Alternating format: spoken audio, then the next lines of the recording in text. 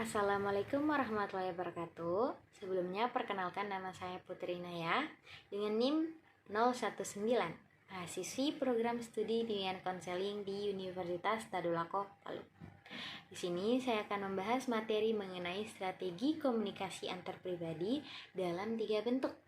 Yang pertama, bahasa lisan, yang kedua bahasa tubuh, dan ketiga bahasa tulisan.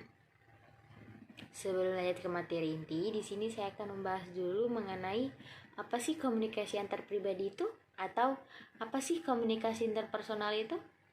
Komunikasi antar pribadi atau biasa disebut komunikasi interpersonal adalah komunikasi yang terjadi antara dua orang atau lebih yang biasanya tidak diatur secara formal. Dalam komunikasi interpersonal, setiap partisipan harus menggunakan semua elemen dari proses komunikasi.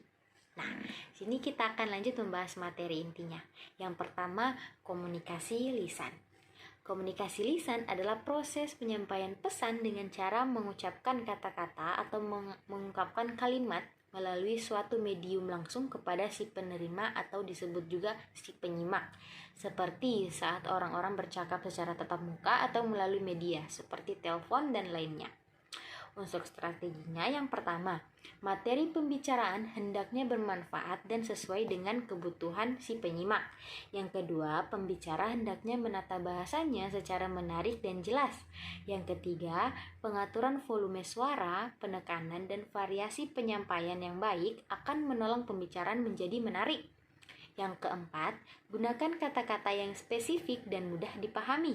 Yang kelima, sesuaikan isi dan cara pengungkapan dengan kemampuan dan keperluan si penyimak. Yang keenam, hargailah penyimak dengan cara memandang dan memperhatikan mereka. Dan terakhir, hargailah tanggapan lawan bicara dengan cara yang baik. Selanjutnya ke poin yang kedua, yaitu komunikasi bahasa tubuh.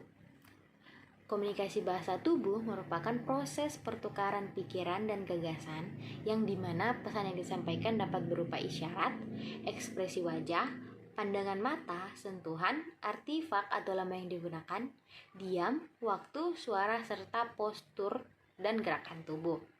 Untuk strateginya yang pertama, gunakan bahasa tubuh terbuka. Misalnya berjabat tangan dengan mantap, duduk dengan tenang namun tetap memancarkan energi. Yang kedua, identifikasikan bahasa tubuh emosional. Seseorang bisa menunjukkan emosi dengan memperhatikan isyarat-isyarat bahasa tubuh. Misalnya, ketika seseorang sedang marah, wajahnya akan memerah, tangannya akan mengepal.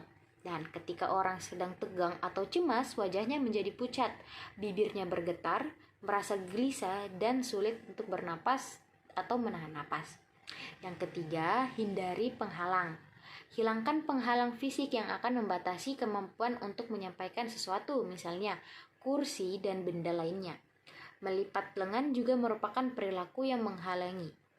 Terakhir yaitu pertimbangkan untuk menjaga jarak, misalnya jarak akrab, jarak pribadi, jarak sosial, dan jarak publik.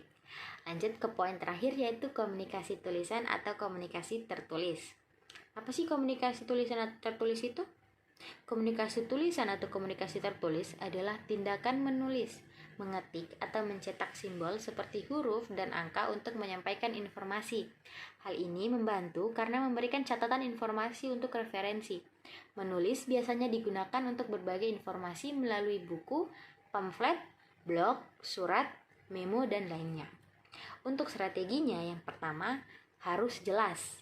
Menulis dengan jelas agar mudah dipahami. Gunakan kalimat yang enak atau sopan, atau yang lebih spesifik, pastikan kalimat sesuai dengan tujuan. Yang kedua, ringkas dan padat. Jangan terlalu bertele-tele sehingga pembaca sulit memahaminya. Yang ketiga, gaya bahasa.